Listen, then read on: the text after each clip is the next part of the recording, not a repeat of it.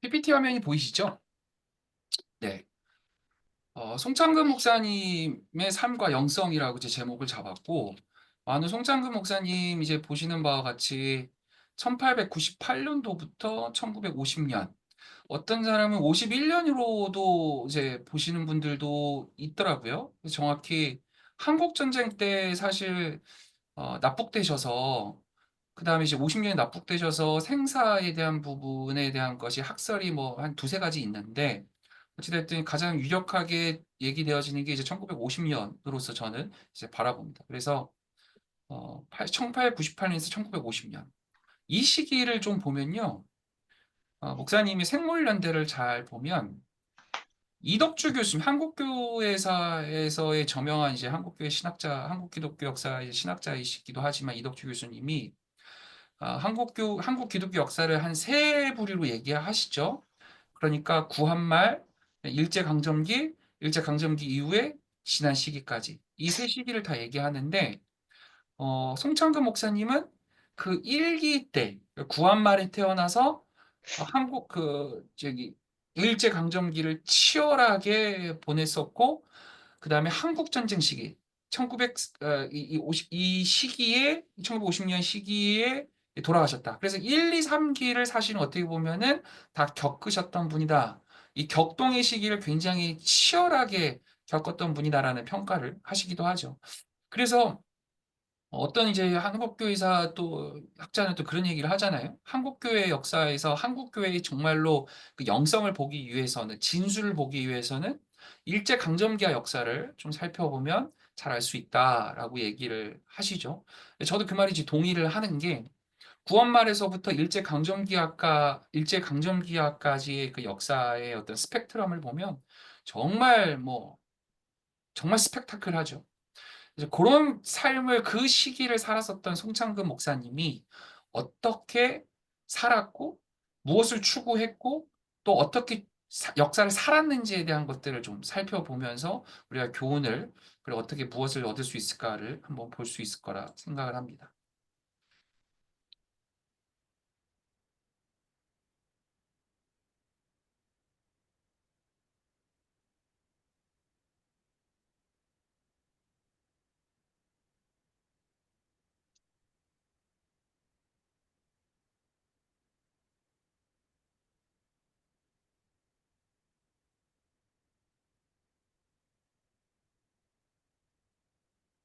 제 컴퓨터에서 슬라이드가 넘어가야 되거든요.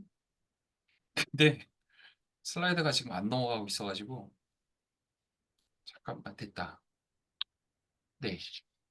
어, 제가 이제 영성신학자는 아니어서요. 제 전문가는 아닌데, 제가 이제 학위 논문 쓸 때, 영성에 대한 이제 한 파트 부분을 이제 연구하면서 알았었던, 그리고 배웠었던 학자 중에 한 분이 필립 쉘더레이크라고 하는 이제 신학자이세요.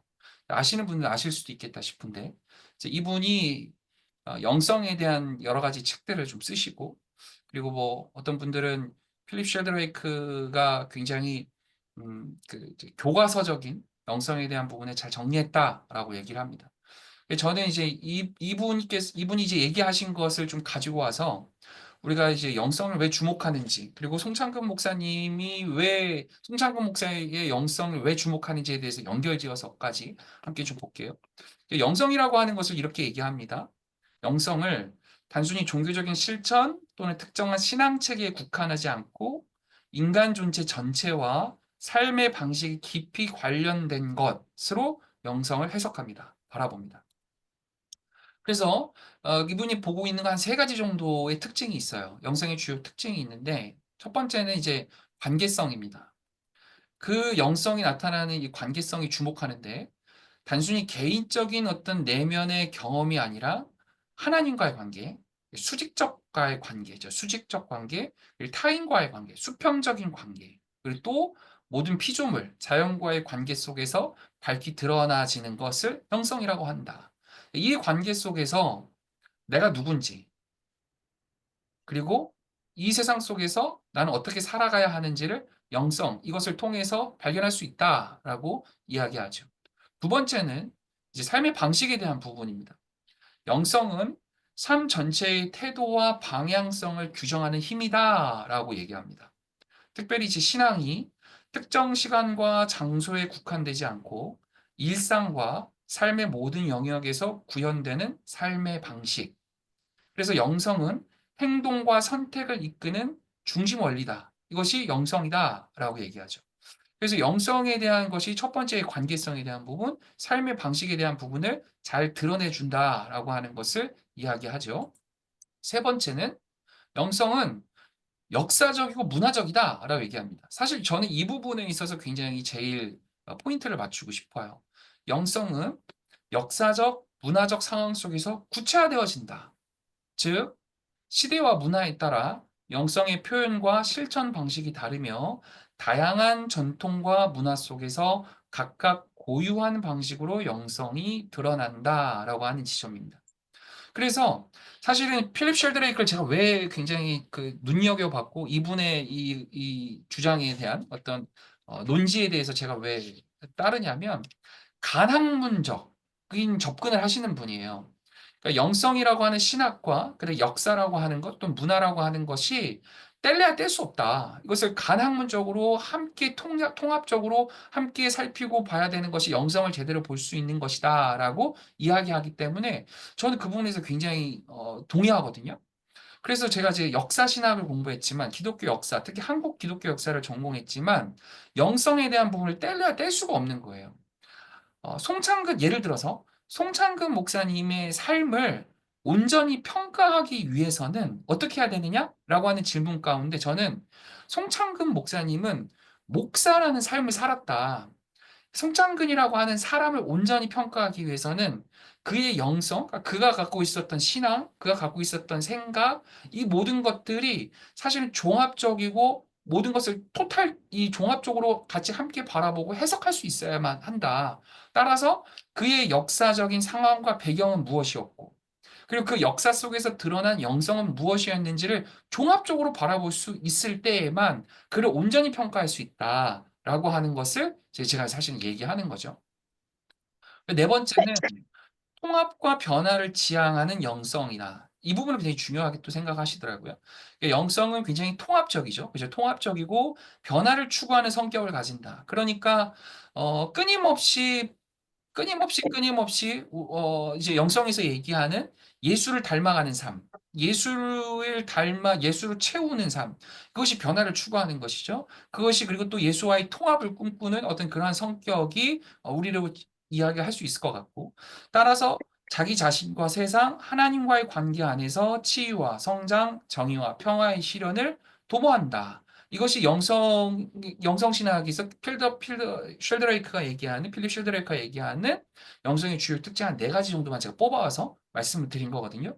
제가 이 이야기를 연결을 지어서 하고 싶은 이야기가 뭐냐면 이 부분이에요. 역사 속에서의 영성에 대한 부분을 좀 우리가 주목하자라고 하는 거죠. 서두에 좀 말씀드렸다시피 영성은 보편적 인류가 인간이 다 경험하는 겁니다. 다 경험해요. 그런데 시대적 상황에 따라서 시대가 다르고 그리고 배경이 달라서 그 구체적인 역사와 문화 안에 다르게 증거가 되어지고 나타나는 모습들도 있다는 거죠.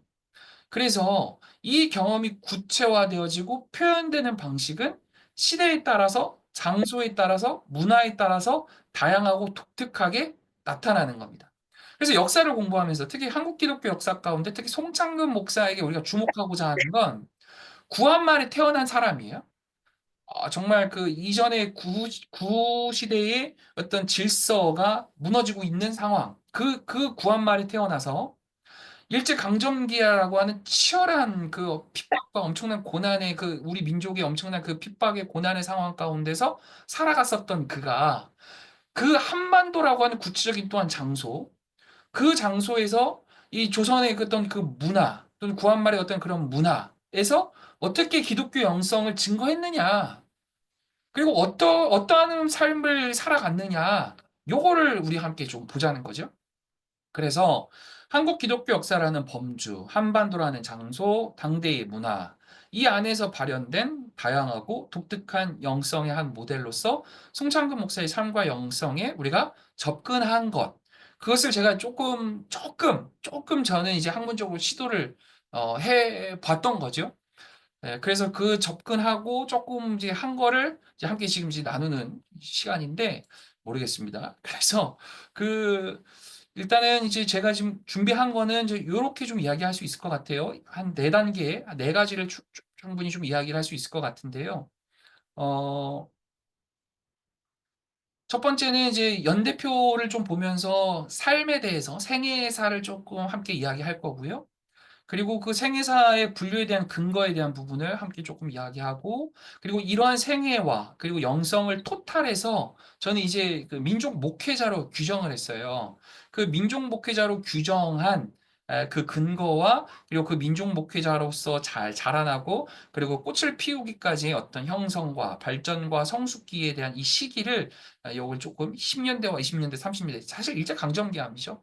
요 부분들에 대한 것들을 좀 풀어서 말씀을 드리고 마지막 결론적으로 우리가 보고 싶은 건 송창근 목사님이 이런 민족 목회가 가능했었던 근거가 뭐였느냐? 그 영성적 힘이 뭐였느냐?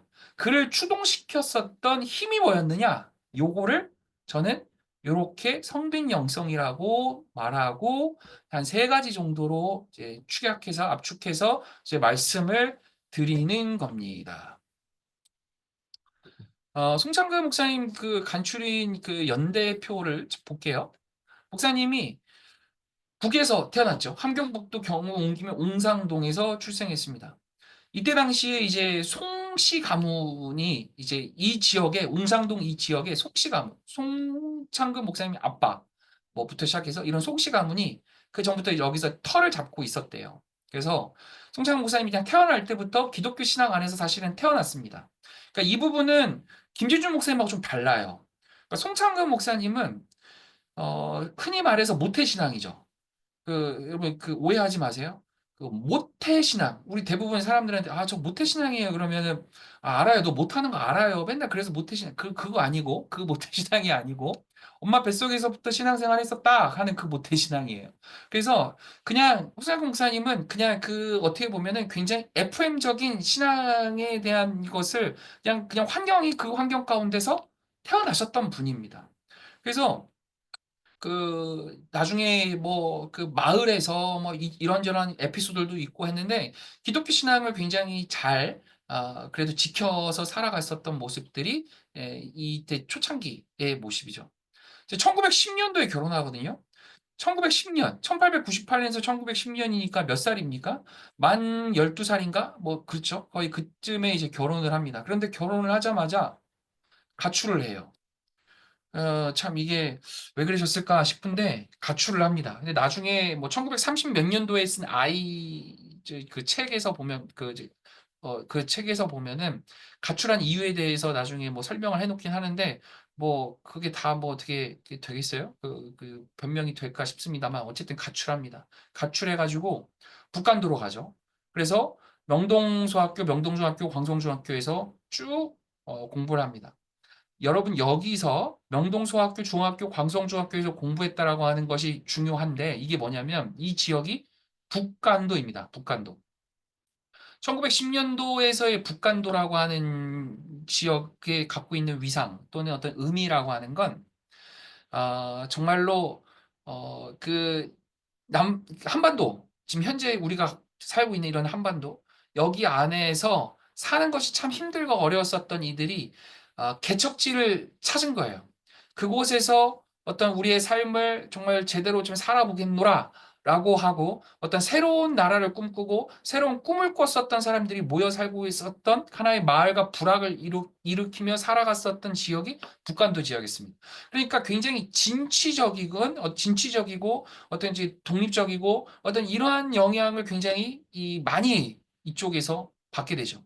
아시다시피 명동학교가 어떤 곳이냐라고 하는 것 조금 이따 나중에 좀 설명을 드리겠지만 이곳에서 이제 기독교 신앙과 민족주의 의식을 굉장히 투철하게 교육을 많이 받습니다. 그 증거가 이동희 선생님이에요. 이동희 선생님. 여러분 다 아시죠? 이동희 장군을 통해서 특명을 받죠. 마태복음 28장에 보면 예수님이 제자들한테 야 니네 땅끝까지 가서 제자들 삼고 선교하라. 이게 하나님의 지상 대명령을 받는 것처럼 1914년도에 이동희 선생님과의 교류가 시작되고 뭐 이렇게 되면서 이동희 선생님이 얘기를 하죠. 송창근 목사님한테. 야, 너 내 옆에서 이렇게 있지 말고 너 가서 목사가 돼. 목사가 돼서 민족을 구원해. 너 나랑 같이 저기 싸우고 이렇게 하다가 하지 말고 죽지 말고 가서 민족 구원을 하고 사람 살릴 수 있는 건 목사가 되는 거야. 사람을 변화시킬 수 있는 건 신학이야. 신앙이야. 라고 하는 이야기를 이동희 선생에게 명령을 받습니다. 그래서 이때 이제 이 말씀 듣고 이 이야기를 듣고 서울로 올라와서 그러면 내가 신학을 공부하기 위해서는 무엇을 어떻게 할까라고 하는 그 상황 가운데서 피어선 성경학원에 입학합니다. 이 피어선 성경학원에 가서 이 당시에 이제 피어선 성경학원에서의 이제 공부하고 배웠었던 어느 정도의 수준은 그냥 우리가 흔히 알기 쉽게 생각하기에 그러니 그냥 성경 공부하는 정도의 수준으로서의 피어선 성경학원의 어떤 그러한 입장이었던 걸로 이제 이야기가 돼요. 그래서 이제 여기서 나름대로 공부하고 이렇게 해서 졸업하죠. 졸업하자마자 남대문 교회의 조사로 들어갑니다. 1919년이에요. 이 남대문 교회 조사로 들어갔는데 송창근 목사님 선임자, 그러니까 조사로 들어갔으면 그 전에 또 계셨던 분이 계셨을 거 아니에요? 그분이 누군지 혹시 아세요? 그분이 함태영. 그분이 이제 계시면서 그분이 그곳에서 역할을 하시고 나름대로 했었던 그분이 이제 나가시면서 그 후임자를 찾다가 송창근 목사님을 남대문교회 조사로 청빙을 하게 됐던 거죠. 그런데 얼마 못 가요. 얼마 못 가다가 1919년 9월 달인가요? 얼마 못 가고 그 조선총독부 총독이 다시금 부임합니다. 왜 다시 부임하냐면 1919년 3월 1일, 우리 민족에 뭐가 있었죠? 그렇죠. 3.1운동, 만세운동이 있었죠. 그 책임을 묻고 그 전에 있었던 조선총독부의 그 총독이 쉽게 말해서 경질됩니다. 경질되어져. 그래서 경질되고 새로 오는 사이토 마코토, 이 제등실이 부임하게 될 때 강우규라고 하는 선생님, 이분도 이제 북한 분이셨거든요. 북쪽에서 계셨던 분인데 이분이 이제 기찻길에서 폭탄을 던져버리죠. 죽어라! 너희들 때문에 안 된다! 이러면서 민족의 심판을 받아라! 이러면서 폭탄을 투척하는 사건이 나타납니다. 그래서 이분이 이제 폭탄을 던지고 안 잡혀요. 강유교 선생님이 안 잡히고 도망갔는데 문제는 이 강유교 선생님을 범인이 누군지를 당시에 몰랐으니까 막 이잡듯이 쥐잡듯이 이렇게 잡다가 보니까 송창근이라고 하는 사람이 있는데 이 사람이 유력한 사람인 것 같아. 이 사람이 유력한 그 범죄자인 것, 피의자인 것 같아라고 해서 붙잡아요. 그래서 투옥이 됩니다. 이때가 최초로 처음으로 이제 송창근 목사님이 처음으로 감옥에 첫 번째 투옥되는 사건입니다. 어떻게 보면 자기하고는 상관이 없었어요. 뭐 송창근 목사님이 민족운동을 막 했었던 사건도 아니었고 직접적인 연관이 있었던 사건이 아니었는데 이 사건으로 말미암아 어쨌든 첫 감옥에 들어가게 됩니다. 근데 이 감옥에 들어간 사건이 왜 굉장히 또 중요하냐면 이때에서 비로소 1919년 이 3.1운동 이후에 첫 감옥의 경험을 하면서 민족운동, 그러니까 민족이라고 하는 지금 현재 아픔과 이 지금의 이 정말 어려운 상황을 피부로 진짜로 와닿게 되어지는 사건이 이 첫 번째 투옥 사건이었다는 거예요. 원래는 굉장히 피상적이었던 거예요. 어떻게 보면. 뭐 나름대로 이동희 선생님과 또는 북한도에서의 여러 가지 교육과 어떤 민족에 대한 어떤 이런 학문적인 어떤 이런 경험들 이런 것들이 나름대로는 있었겠지만 실질적으로 자기의 피로 정말 이 피부치로 살로 이 고난으로 와서 느끼게 되어진 사건이 이 사건이 1919년도의 첫 투옥 사건입니다. 얼마나 이 그 감옥 이 당시에 고문 신문이 심했냐면 하나의 예로 이런 얘기 하잖아요. 그 이제 저기 남산 어디로 이제 끌고 가가지고 온몸을 활딱 꼴딱 다 벗겨가지고 맨몸으로 만든 상황에서 거꾸로 매달아 놓고 밤새 모기에게 뜯기겠도록 놔두고 그렇게 하는 그 고문이 너무너무 힘들었다고 나중에 이제 얘기하거든요. 예, 그 사건이 이제 있고 난 다음에 1920년도에 얼마 또 안 있다가 20년도에 1920년에 세브란스 병원 아시죠? 세브란스 병원에서 대학생들, 학생들을 이제 모아놓고 독립운동 관련 창가, 노래, 독립운동 관련된 노래를 그 가사를 담겨져 있던 노래를 인쇄하고 배포했다는 혐의로 포혹됩니다. 잡힙니다. 근데 이건 실제로 송창호 선생님이 주도했었던 것이 맞아요. 그래서 이때 같이 들어갔었던 사람들 몇 명 이렇게 있고 여기서 징역 6개월을 선고받습니다. 그래서 이때 당시에는 이제 본인이 정말로 징역을 이렇게 오랜 나름대로의 이 모진 고통을 받고 이렇게 마치고 이제 8월경에 웅기, 경상기 경운군 웅기 이 고향집으로 돌아와서 이제 자신이 이제 어떠한 이야기, 민족 독립운동에 대한 이런 관련된 이야기들 이런 것들을 연설하고 하죠. 이때 여러분 잘 아시는 바와 같이 이제 김기준 목사님을 웅기, 여기 아시죠? 웅기. 이 김재주 목사님이 살고 있었던 고향 땅 웅기. 거기서 찾아가서 우리로 말하자면 이제 동사무소 뭐 직원이었던 상황이었는데 김재주 목사님이 찾아가지고 어이 젊은 양반이 그리고 이렇게 똑똑한 양반이 여기서 이러면 뭐 합니까? 나랑 같이 값세 이렇게 해서 공부할 것을 권유해서 김재주 목사님을 신학의 길로 이끌었었던 때가 그 역사적 순간이 이때였죠. 그리고 먼저 일본 유학을 떠나고 20년대 잘 기억해 주세요. 20년대 이제 유학을 마치고 뭐 이렇게 하면서 이제 강연도 하고 뭐 이렇게 합니다. 그래서 20년대는 쭉 이제 공부해요. 일본에서 쭉 공부하고 유학하는 어떤 그러한 시간들을 갖죠. 한 가지 좀 짚고 싶은 부분은 처음에는요 문화학에 들어가요. 문화학. 그리고 나서 다시 청산학원, 일본 청산학원, 자유주의 신학의 본산이라고 일컬어질 정도로 자유주의 신학이 굉장히 정통했었던 일본 청산학원으로 이제 들어갑니다. 그러니까 처음엔 신학이 아니었고, 그 다음에 이제 자유주의 신학을 여기서 공부하고, 그리고 나서 졸업 후에 미국으로 가죠, 이제. 이제 미국 샌프란시스코 신학교에 가서 프린스턴으로 가게 됩니다. 그리고 나서 다시 피츠버그로 웨스턴 신학교로 가서. 그래서 여기서 쭉 이렇게 해요. 그러니까 나름대로 송창근 목사님의 나름대로 건강한 어떤 신학적인 이런 그 건강함을 유지할 수 있었던 저의 그 제가 생각하는 바는 뭐냐면 좌우를 건강하게 다 공부를 했었다는 거예요. 나름대로 자유주의 신학이라고 하는 부분도 공부를 하고 정통주의 신학이라고 하는 부분도 공부를 하고 굉장히 이러면서 20년대, 30년대 쭉 계속해서 충분한 신학적 수련과 훈련을 참 많이 잘 다집니다. 그리고 나서 마지막에 이제 박사과정 입학해서 공부하고 돌아오는 길에 LA에서 흥사단에 입단합니다.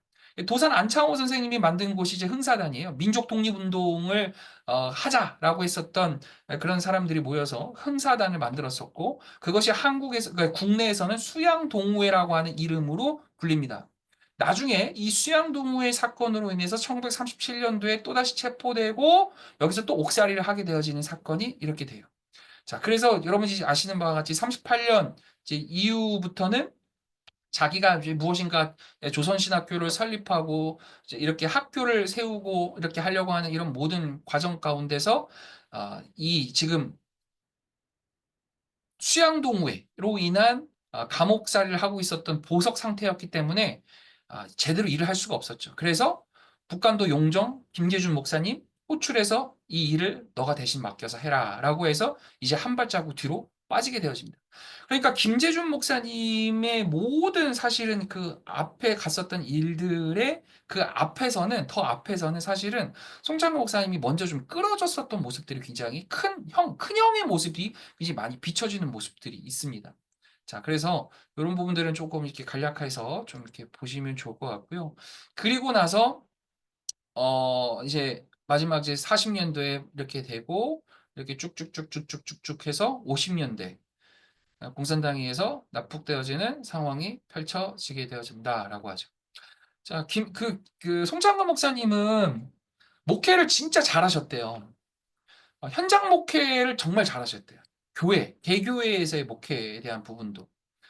아시지만 나중에 지금 현재 우리 서울 성남교회, 서울 성남교회도 개척하시고 하셨지만 그 이전에는 김천에 있는 황금정교회, 지금 이제 황금정교회고 황금동 교회라고 하는데 이제 그곳에서도 목회를 엄청 잘하셨대요. 왜냐하면 드러난 어떤 자료에 의하면 김천에 있었던 많은 그 교회들이 다들 정말 문을 닫거나 또는 이제 뿔뿔이 막 다 흩어지는 그런 상황 가운데서도 유일하게 교회를 유지했었던 곳이 이 목사님, 송창근 목사님이 담임했었던 김천 황금동 교회.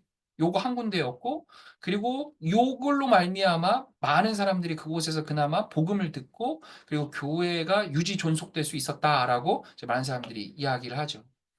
목회를 참 아무튼 잘하셔요. 이 공통적으로 나타나는 그 증언들이 뭐냐면 황금동 교회도 그렇고 서울 성남교회도 그렇고 목사님이 참 열정적으로 정말 목회하셨다. 그리고 참 기도를 많이 하셨다. 교육에 참 많이 힘쓰셨다. 뭐 이런 여러 가지 몇 가지들이 있거든요. 그러한 근거들이 과연 어디서 왔느냐라고 하는 것도 조금 이따가 함께 살펴보도록 하겠습니다. 요렇게 이제 요런 부분들은 사실 다 어느 정도 다 알고 있을 거라 생각을 하고 제가 좀 넘어가 볼게요.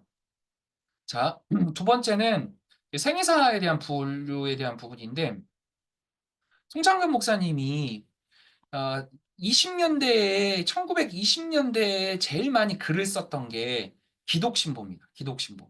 그런데 이 기독신보는 일제강점기에 또는 이제 그 당시에 민족지였어요. 민족지. 그러니까 어떻게 보면 일제의 어떤 강압과 어떤 이런 일본 제국주의의 어떤 강압과 이런 것에 끝까지 그래도 부딪히고 싸우면서 나름대로 쓰고 이렇게 기고하려고 했었던 나름대로 남아 있었던 신문지가 이제 기독신보거든요.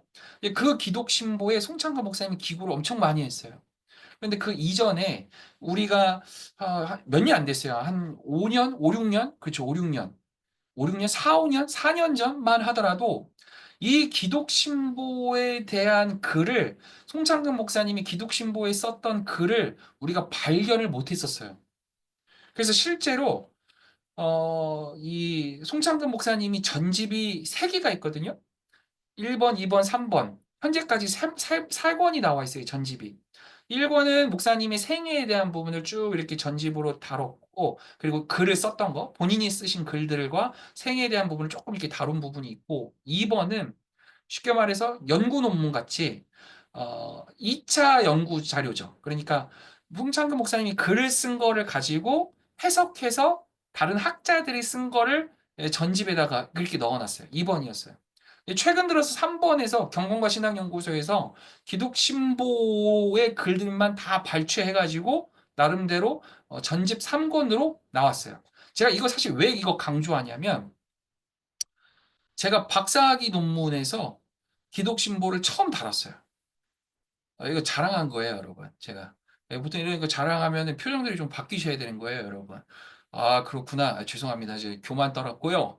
그, 그 이전에 우리 뭐 이덕주 교수님이나 뭐 연규용 교수님이나 우리 선배님들이 그 힌트들을 찾았었어요. 힌트들이, 기독신보에 뭐가 좀 있는 것 같아. 이렇게 힌트들을 주셨고, 제가 이제 학위 논문 쓰면서 전수조사한 거예요. 독신보에 나와 있는 그 자료들을 거의 전 신문들을 찾을 수 있는, 현존할 수 있는 기독신보들의 자료들은 다 찾아서 놔뒀는데, 또 우리 경공과 신학연구소에서, 제 거를 봤는지 못 봤는지는 모르겠습니다만, 그걸 갖다가 또 이렇게 잘 또 이렇게, 정본하셔서, 그거를 우리는 지금, 이 기독신보의 글을 제 3집, 그러니까 전집 3권으로 볼 수 있어요. 제가 이걸 왜 강조하냐면 1920년대 글이 기독신보의 글이라고 그랬잖아요. 1920년대의 글은 만우 송창근의 청년식입니다. 청년식. 그러니까 공부하고요. 미국에서, 그러니까 일본에서 공부하고 유학을 하고 있었던 시기, 아까 보셨잖아요. 1920년대, 20년대, 30년대 가장 왕성하게 막 공부하고 막 뜨겁게 막 했었던 그 시기의 글들이 이제 기독신보의 글들이라는 거죠. 그리고 나서 이제 30년 이후에 신학진암, 청년지, 신생명 등등등 뭐 이런 것들의 이제 저술들과 나와 있는 글들 이런 것들과 그리고 송창근 목사님의 역사, 삶, 첫 번째 감옥. 그거는 뭐 의도치 않은 감옥이었어요. 어떻게 하다가 진짜 지나가다가 나 북한 사람이오라고 한마디 한 것 때문에 붙잡혀 들어가가지고 모기떼한테 뜯기고 정말 나 다시는 감옥 가기 싫다라고 말할 정도로 고통스러운 그 감옥 생활을 했고, 그렇죠? 그리고 마지막에는 그리고 나서 또 그 창가, 반포, 이런 인쇄 이런 거 하면서 또 두 번째 한번 잡혀가고 세 번째는 흥사단 이곳에서 활동하면서 이제 가입하고 이렇게 활동하면서 세 번째 또 끌려가고 그런 세 번의 투어 정말 그 민족운동을 하면서 이 세 번의 투어, 그리고 글쓰기, 글을 좀 나름대로 이렇게 잘 쓰셨죠. 그 글을 쓰는 것들, 그리고 특별히 강연들, 말씀을 정말 잘하셨다 그래요. 대중연설을 정말 잘하셨다 그럽니다. 그리고 실제적인 어떤 그의 역사의 삶 속에서 흔적들, 뭐 했냐면, 부산에서 1937년 이후에 성빈학사로 내려가가지고, 이제 보석으로 풀려나와서 아무것도 할 게 없는 거예요. 조선신학원 내가 짓고 싶었는데, 내가 이거 하고 싶었는데, 안 돼요. 하지 말래요. 못하니까. 그러면 내가 어떻게 해야 될까? 아니다. 부산에 가서 내가 정말 가난하고 힘들고 어려워한 사람들 성빈 학사를 해서 이들을 위해서 내가 정말 예수님처럼 살아봐야겠다라고 해서 그 목회적 실험을 한 게 성빈 학사. 그리고 조선신학원을 나름대로 김재준 목사님을 앞장 세워서 이렇게 끊임없이 뒤에서 이렇게 함께 하며 했었던 조선신학원. 나중에 이제 신학원 그 또 학장도 되시지 않습니까? 그리고 또 제 김천에서의 담임 목회 또는 서울 성남교회에서의 담임 목회 그런 교회 개척들 이런 활동들 이 모든 것들과 더불어서 이 삶을 관통하는 핵심, 그의 어떤 생애를 관통하는 핵심, 이것이 뭘까라고 하는 것에 좀 이렇게 착안해서 이제 제가 이제 글을 좀 썼던 부분이 있던 거죠. 그런 부분들을 함께 좀 살펴볼게요. 그래서 요 세 가지들을 총괄해서 보고 평가를 했을 때, 저는 이 민족 목회라고 하는 이제 개념으로 좀 최종적으로 정리를 한 겁니다. 민족 목회. 민족 목회. 사실은 이 오마주는요, 어디서 갖고 왔냐면, 민족 목회, 물론 이제 제 지도 교수님이 이제 연규현 교수님인데, 그 연규현 교수님이, 야, 민족 목회라고 해서 했어요, 사실. 예, 이거 뭐, 예, 그, 해라고 해서 한 건 맞긴 맞는데, 사실 거기서 제가 이제 동의할 수 있었던 건 뭐였냐면, 그, 송창근 목사님을 민족 목회자라고 평가를 하지만, 또 여러분 잘 아시는 혹시 송암 함태영 목사님 아시죠? 그 목사님의 어떤 별칭이 또 뭐냐면 목민, 목민 목회자였습니다. 목민 목회. 그 오마주가 사실은 또 있었죠. 그래서 요 민족 목회라고 하는 것이 무엇이냐라고 하는 것을 한번 좀 볼게요. 저는 이 정의를 세 가지의 연합 또는 합동 또는 이 하나됨, 삼위일체 뭐 이렇게까지 좀 얘기하자면 이렇게 얘기할 수 있을 것 같아요. 송창근 목사님을 이제 사실은 그 선배 이제 신학자들 또는 선배님들이 뭐라고 많이들 이제 평가했냐면 대부분 많은 분들이 신학 교육자로서 평가하기도 합니다. 볼게요. 처음에는 신학 교육자로서 많이 평가해요. 실제로 또 가르치는 일을 또 많이 하셨으니까 이 신학 교육자. 그리고 두 번째는 아까 말씀드렸다시피 민족운동을 실제로 많이 하셨고 그리고 민족운동을 통해서 옥살이를 세 번이나 했어요. 그렇죠? 그러니까 민족주의자이다라고도 평가할 수 있습니다. 세 번째, 성민 영성가였다라고도 평가할 수 있어요. 왜 그러냐 하면 우리 지난주에 기억하시겠지만 김재준 목사님의 영성에 강력한 영향을 끼친 샌프란시스코, 그죠? 프란시스코에 대한 영향이 있었던 것처럼 송창근 목사님에게도 굉장한 영향을 끼쳤던 것이 프란시스였다라고 봅니다. 그래서 실제로 송창근 목사님이 그 별칭이 있어요. 그 별칭 또는 본인이 또 책을 쓰거나 뭐 이런 거 했을 때 그랬을 때 자기를 프란시스 송이라고 그 거기다가 이름을 쓸 정도로 프란시스를 엄청 흠모했었던 사람이 또 송창근 목사님이죠. 그래서 요 세 개인데 요 세 가지가 사실은 합쳐진 것이 민족 목회다라고 이제 보는 겁니다. 자, 왜 그러냐 하면 신학 교육을 후장 목사님이 바라봤었던 신학 교육의 핵심은 뭐였냐면 이런 얘기예요. 조금 나중에 이제 보면 좀 자세히 보면 아시겠지만 신학 교육만이 그러니까 신학 교육을 하는 이유는 뭐죠? 목회자 양성이잖아요. 목회자 양성. 좋은 목사 만들어내는 거예요. 좋은 목사 길러내는 거예요. 그것이 신학 교육에 있어서의 당대에 있어서의 가장 첫 번째 핵심이었거든요. 그러면 신학 교육을 통해서 좋은 목회자, 좋은 그 목사를 길러내는 이유가 뭐였냐? 그거는 좋은 목사가 민족을 건강한 민족, 그리고 해방되어질 수 있는 민족을 이끌어가는 지도자가 되어질 수 있다라고 본 거예요. 그러니까 목사는 곧 지도자고 그 지도자는 곧 민족의 지도자다라고 하는 인식이 있었습니다. 그래서 신학 교육을 통한 민족 해방 또는 정말 하나님 나라의 어떤 꿈 이것이 가능한 것임을 흥상 목사님은 꿈꿨었고 믿었었던 거죠. 그래서 결국은 이 민족주의자라고 하는 그 역할을 성제 그 이동희 장군에서의 그 명령을 받잖아요. 내 옆에서 이렇게 있지 말고 가서 목사가 되라고 하는 그 명령이, 그 조언이 민족주의자로서의 그 역할을 포기한 게 아니라 신학 교육을 통해서 좋은 목회자 길러내고 좋은 성도 길러내서 정말 민족을 위해서, 나라를 위해서, 그리고 하나님 나라를 위한 그러한 지도자들을 일궈내고 발견해내고 길러내고 하는 그러한 신학 교육. 그것이 바로 민족주의 역할이, 민족의 역할이다. 민족을 위한 역할이다라고 하는 그런 인식이 팽배했었던 겁니다. 그럼 그거에 대한 그 원천 소스는 어디서 나왔느냐? 성빈 영성인데 이 성빈 영성은 앞서도 말씀드렸다시피 성 프란시스 그 프란시스의 청빈 영성을 독특하게 계승 발전한 영향이 여기서 나옵니다.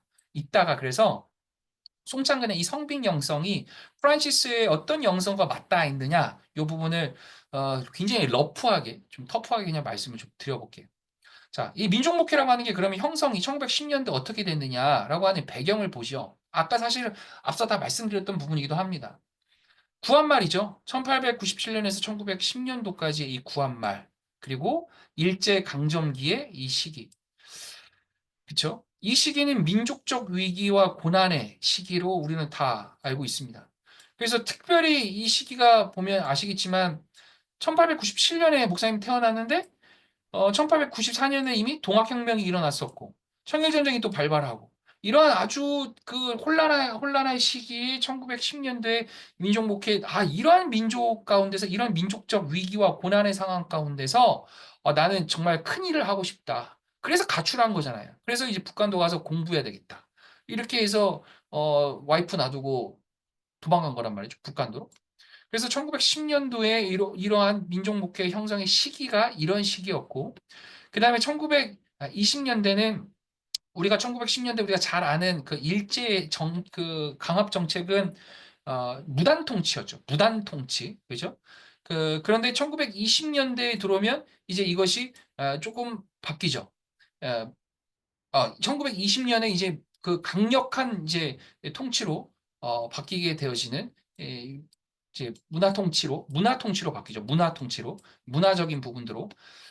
근데 이제 1917년 사회주의 혁명의 어떤 여파도 있었고, 그리고 송창근 목사님이 갖고 있었던 하나의 어떤 문제인식이 하나가 있었는데 그게 뭐였냐면, 한국교회, 한국교회를 어떻게 바라봤느냐라고 하는 게 굉장히 또 중요하잖아요. 내가 그래서 이 한국교회의 어떤 새로움을 위해서, 갱신을 위해서 무엇을 어떻게 해야 하느냐라고 하는 부분들을 글 속에서 많이 발견할 수 있습니다. 그래서 아까 말씀드렸다시피 1920년에 쓴 기독신보가 참 굉장히 중요한 글들이 많이 나와요. 이 1920년대 식민지 조선의 상황 같은 경우 이런 거 이렇게 민족목회 이제 1930년대 이런 거. 자, 그래서 아까도 말씀드렸죠? 삼태형의 그 목민목회처럼 신학교육자와 민족주의자 그리고 성빈영성가의 이 세 가지의 종합을 이룬 사람이 바로 민족목회자 송창근 목사님이다라고 저는 이제 정의하고 이제 이야기하고 있습니다. 나중에 좀 설명을 좀 드리고 싶은 부분이 이 부분인데요. 지금 현재 이제 그 일제에 부역했다. 뭐 적극적 부역은 아니더라도 간접적으로 부역하지 않았느냐. 그래서 친일 인명사전에 이제 에, 등재되어져 있는 것이 이제 팩트죠. 사실이죠. 그러나 이것이 과연 그 드러난 사실로만 바라보는 것이 과연 합당하냐라고 하는 것이 제가 이제 주장하는 바인데 이 부분은 조금 설명이 길어질 것 같아서 좀 나중에 한번 다시 한번 혹시 질의가 있으시면 이 부분을 좀 나중에 좀 다루도록 하겠습니다.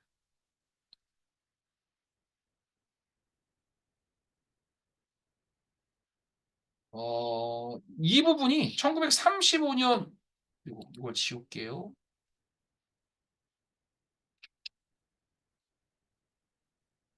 1935년 6월에 아이생활이라고 하는 잡지가 있었대요. 네, 그 잡지에 송창근 목사님이 쓴 글이에요. 이게 이제 아까 말씀드렸던 1910년도에 도망갔을 때 결혼하자마자 도망갔었던 사건. 그 사건에서 이야기를 하는 거죠. 남 다가는 공부를 못 가서 미칠 지경인데 누가 말하기를 북간도로 가면 그저 공부시켜 주는 데 있다는 그 뜬 소문을 듣고 그리로 가자니깐 어디 부모님네가 가기를 하나요? 그러니까 부모님이 절대 안 간다 그죠? 게다가 12살 때 장가를 금방 들었는데 아내가 그것을 알고 가면 고생만 죽도록 할 테니 부디 가지 말라고 자꾸 달래더군요. 그래서 도망갔다는 거예요. 그래서 아예 눈치가 집에서 허락받아서 공부 가기는 틀렸기로 밤에 자다가 슬그머니 일어나서 아내 농장 속에서 옷 몇 가지와 어머님께 무슨 돈인가 몇 원 있었는데 그놈 훔쳐가지고 밤새도록 산골길을 걸어서 마침내 북간도에 가서 숱한 고생을 하면서 거기서 소학교 졸업하고 중학교 다니다가 사정이 있어서 집에 돌아왔습니다. 이것이 제가 처음 도망갔던 이야기입니다. 라고 이 잡지에다가 자기가 처음에 북간도로 와이프 놔두고 집 놔두고 가출해가지고 북한도로 가서 공부 시작했었다. 이 이야기를 하고 있는 지점입니다. 그래서 아까 이제 보시다시피 여기 나오죠. 여기 글 쓴 거에도 북간도에 가서 그죠? 북간도. 그래서 북간도로 가서 명동학교, 명동중학교, 광성중학교. 광성중학교 여러분 잘 아시다시피 성제 이동희. 이가 이제 독립운동을 최선봉에서 무력 투쟁으로 싸울 수 있었던 그런 군사 투쟁 기관으로서 세웠었던 기관이 이제 광성중학교도 이지 않습니까? 요 학교들을 요렇게 공부하고 요렇게 하면서 이동희와의 또한 교류도 이 북간도에서 있게 되어졌다라고 하는 거죠. 첨언 좀 드리면 옛날에 우리 선생님들 아시겠지만 기와집 있어요. 기와집. 그죠? 그 기와집을 보면 막새 기와라는 게 있대요. 아세요? 뭔지? 저도 뭐 그 사진으로만 봐서 좀 그런데 그 기와와 기와와 이렇게 연결하는 이렇게 동그라미 이렇게 된 거, 그걸 이제 막새 기와라고 하는 것 같아요. 당시에 북간도에 남겨져 있었던 그 기와집의 흔적 중에 이 막새 기와에 두 가지의 문양이 새겨졌었다고 합니다. 하나는 태극기, 하나는 십자가. 이것이 명동, 북간도에 남겨져 있었던 건축물. 요것들이 바로 그 증거죠. 나름대로 북간도는 그래서 민족의식과 태극기라고 하는 민족의식과 십자가, 그 상징적으로 보여주는 십자가라고 하는 신앙, 이것을 굉장히 밀접하게, 정말 밀접하게 연관시켜서 정말 신앙이 곧 민족이고 민족이 곧 신앙이라고 하는 그러한 우리 처음에 초대 한국 기독교 역사 가운데서 굉장히 뚜렷이 나타나는 일치와 신앙과 민족의 일치화가 아주 극도로 잘 보여줬던 공간이 그 시대적 공간, 그것이 그리고 장소적 공간이 북간도였습니다. 그곳에서 송창근 목사님이 신앙적인 도전도 받고 그리고 이 민족 의식에 대한 교육도 그곳에서 받을 수 있었다라고 하는 것을 얘기하죠. 이분이 그 이동희 장군의 이제 얼굴 사진이죠. 잘생기셨어요. 그죠? 딱 보면 눈 두 개 있고 코 하나 있고 입 있고 귀 두 개 있고 잘생기셨습니다. 여러분들도 잘생기셨습니다. 네. 지금 이제 사진 보니까 여러분들 이제 얼굴 이렇게 표정들 이렇게 보시니까 이제 좀 지치셨어요.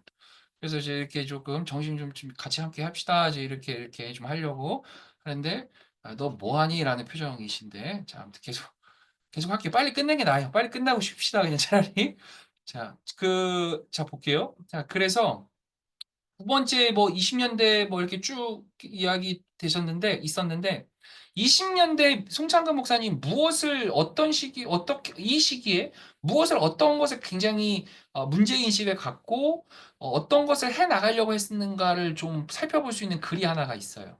요거 함께 같이 또 볼게요. 자, 제가 맘 같아서는 여러분 한번 읽어보세요라고 하고 싶은데 어차피 해봐야 안 읽어 뻔히 알기 때문에 제가 읽을게요. 예, 그냥 제 마음은 그렇다. 네, 그렇게 그냥 이해해 주세요. 자, 제가 읽겠습니다.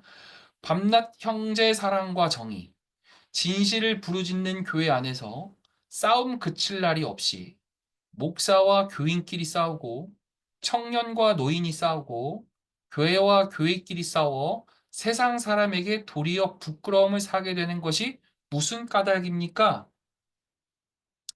이게 1920년에 이제 썼던 1920년대 상황 속에서 송창근 목사님이 썼던 글이에요.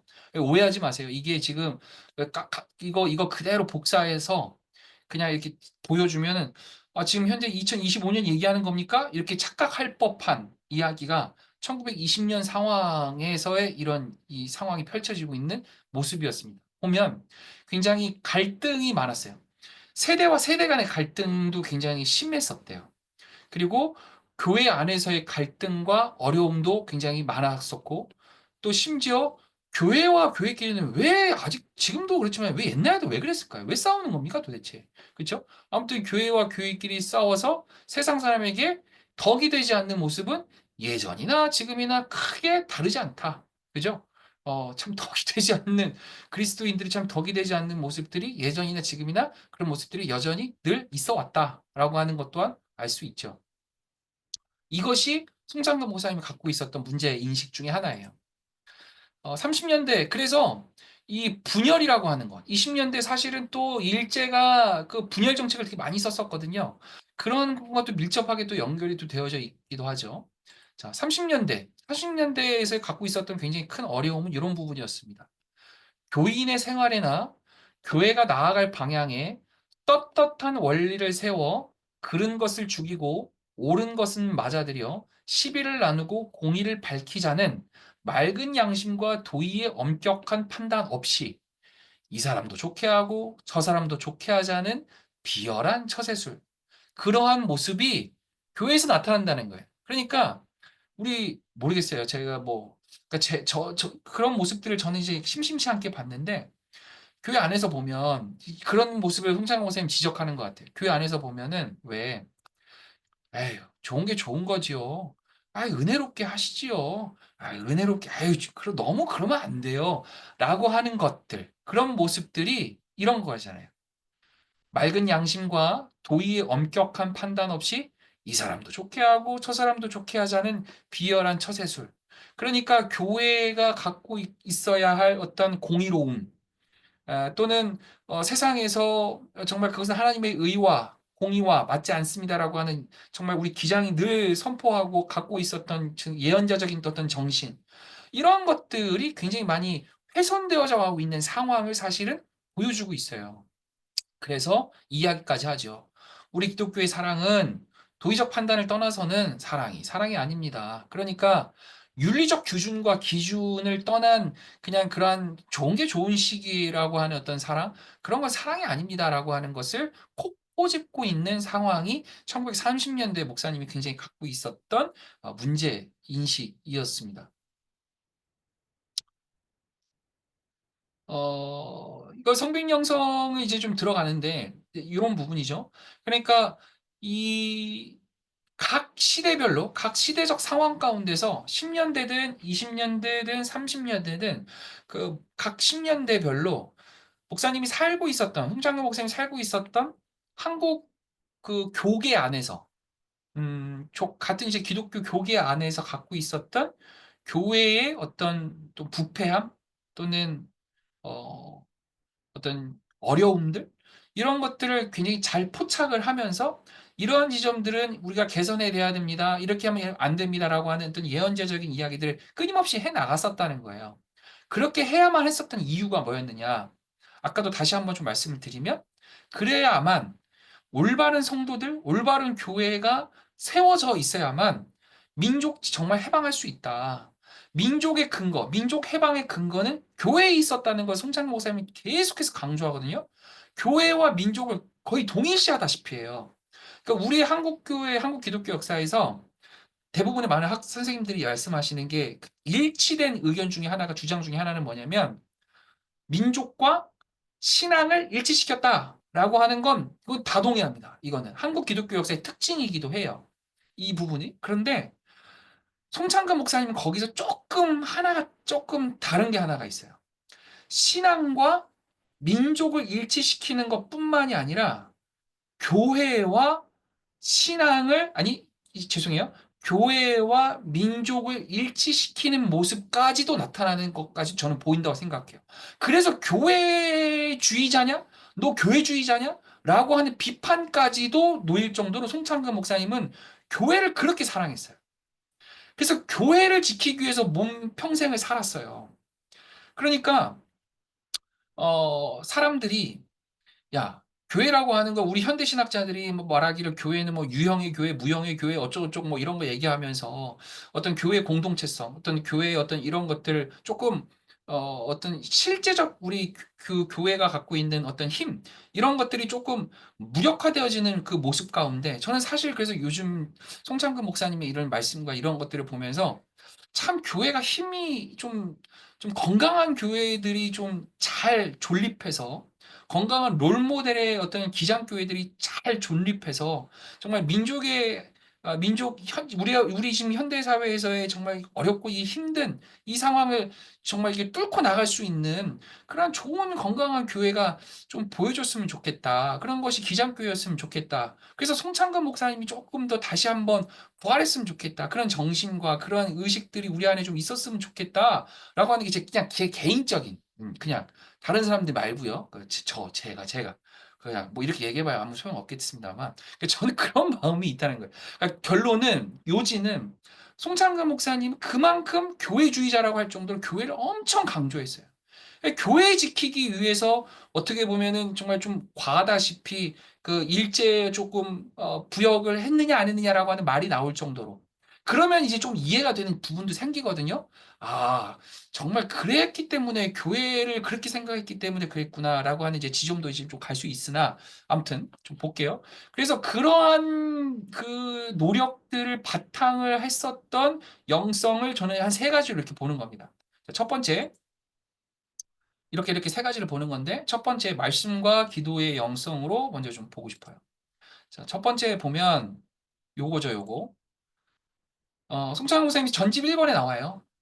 아시시 성이 곱게 피어 있는 성빈의 꽃이 하나가 바람에 날리어 메마른 땅 같은 내 맘에 떨어져 싸우니 당신의 아버지 예수 그리스도께서 내리시는 비와 이슬을 받아 움이 돋고 곧게 자라 다행히 아름다운 꽃이 피거든 그 꽃을 당신의 정령 앞에 바치겠습니다. 이 아시시의 걸식승 성 프란시스 정령 앞에 합장이라고 하는 이제 글인데 이분이 그만큼 이 프란시스의 어떤 그 영향을 굉장히 많이 받고 이분이 특히 이제 프란시스의 모든 이 저작들, 기도문, 전례문은 이 성경에 다 근거해서 기초해서 써졌거든요. 그래서 실제로 주님의 순환 성불도라고 하는 이런 책이 있대요. 거기에는 시편 이제 구절들을 다 모아서 집필이 되어졌고, 그리고 그 권고들이라고 하는 이 책은 성경의 복음서를 주로 다 인용할 정도로 프란시스코는 말씀, 그리고 기도에 대한 부분이 굉장히 강조되어졌었던 부분인데 송창근 목사님 역시 사실은 이 말씀과 기도에 대한 부분을 굉장히 많이 강조합니다. 특별히 이 곳곳에서 성경 말씀에 대한 인용을 굉장히 많이 해요. 송창근 목사님의 어떤 설교니까 뭐 당연히 그랬다 싶기도 하지만 많은 글들을 보면은 그 성경 문구, 성경 말씀을 굉장히 많이 인용을 많이 합니다. 그리고 또 하나 좀 주의 깊게 우리가 유의 깊게 좀 특징적으로 볼 수 있는 것 중에 하나가 구약과 신약에 대한 균형성을 굉장히 강조합니다. 제가 놀랍게 좀 발견했었던 부분들은 뭐였냐면 1910, 20, 30년대. 그러니까 그때 당시에 어떤 성서신학이 뭐 얼마나 뭐 우리나라 그 당시에 성서신학이 얼마나 뭐 발전이 됐었을까 싶기도 한데, 근데 그때 당시만 하더라도 벌써 음, 구약 폐기론이 있었다는 거예요. 구약 폐기론. 여러분 아시잖아요. 구약 폐기론. 그러니까 복음, 신약 성경이 복음이고, 구약 성경은 이스라엘의 어떤 전통과 어떤 이스라엘의 어떤 역사, 히브리인들의 어떤 이야기들, 이런 게 담겨 있는 것이 구약 성경이지. 그게 어떻게 성경의 하나님 말씀이냐. 구약 성경 필요 없다. 구약 성경 이제 폐기됐고, 신약 성경만이 진정한 하나님 말씀 복음이다라고 하는 것이 지금 이제 우리에서도 굉장히 많이 회자됐었던 하나의 어떤 이야기였지 않습니까? 근데 그게 1912년, 30년대에서도 그 얘기가 있었다는 거예요. 그 구약 폐기론이. 그런데 그 부분에 대해서 송창근 목사님이 아주 명쾌하게 아니다. 절대 그렇지 않다. 구약과 신약 이 모두 다 하나님의 말씀, 성령의 감동으로 된 하나님의 말씀으로서 우리가 이것을 잘 좌우의 날개처럼 이것을 다 함께 봐야 된다라고 해서 이 성서 신학자, 사실 송창근 목사님이 그 박사학위 논문을 성서 신학자예요, 성서 신학자. 그 성서 신학자답게 굉장히 그 부분에서 잘 이야기를 많이 강조를 해주고 있습니다.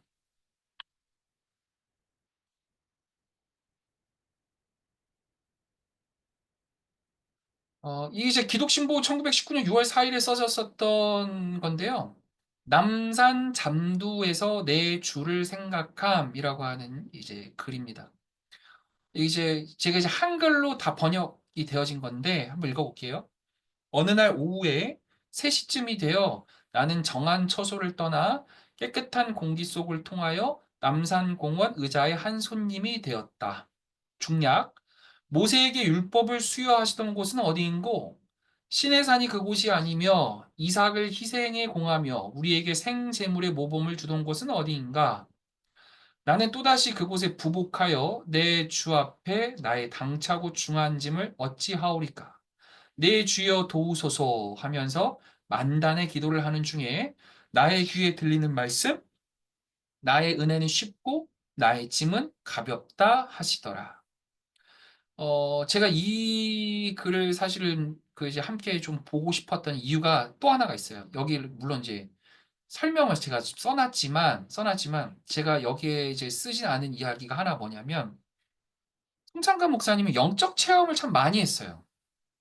그러니까 기도하면 기도를 참 많이 하시는 분인데 그 기도를 하면서 늘 응답을 받는 그 신앙 고백을 합니다. 그러니까 내가 하나님께 기도하면 응답받았다라고 하는 표현들을 굉장히 많이 써요. 그 글들 가운데서. 여기도 보면 보세요. 여기도 보면 이게 지금 보세요. 시기가 언제냐면 1919년 6월 4일입니다. 1919년 3월 달에 뭐 있었다고요? 우리 다 아시죠? 1919년 3월에 만세운동이 있었잖아요. 근데 그 민족 만세운동이 여러분 실패했습니까? 성공했습니까? 실패한 거예요, 사실. 성공을 했으면 독립이 바로 됐어야죠.